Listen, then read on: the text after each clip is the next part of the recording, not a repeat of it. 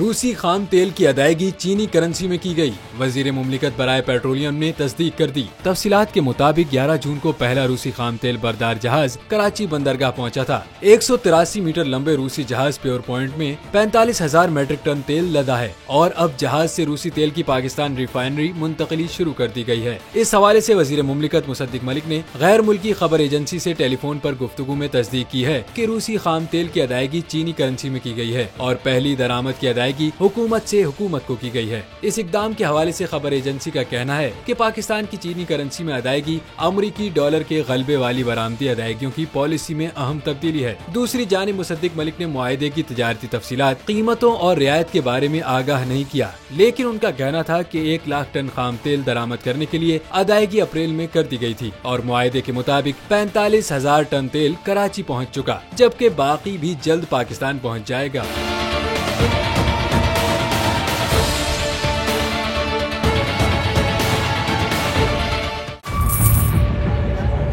Budget 2023-24 की सबसे बड़ी ट्रांसमिशन, बोल एक मर्तबा फिर सबसे आगे। वजीर खजाना की बजट तकरीर की सबसे बड़ी कवरेज 62% अवाम ने देखा बोल की स्क्रीन पर। Welcome back to the budget transmission. सबसे बड़े पैनलिस्ट और रिपोर्टर्स की बड़ी टीम ने बजट के लम्हे लम्हे की अपडेट से किया बाखबर अपनी आवाम को। गुजरात रजाक में यूं कह रहा हूं कि एक तरफ ये ख्वाहिश है कि लोगों को रिलीफ दी जाए, क्योंकि इलेक्शन सिर पर है, तो कोई ऐसा बजट दे जो पॉपुलिस्ट हो, क्योंकि बोल रखता है खबर के हर पहलू पर नजर। बोल है सबसे आगे, सबसे पहले।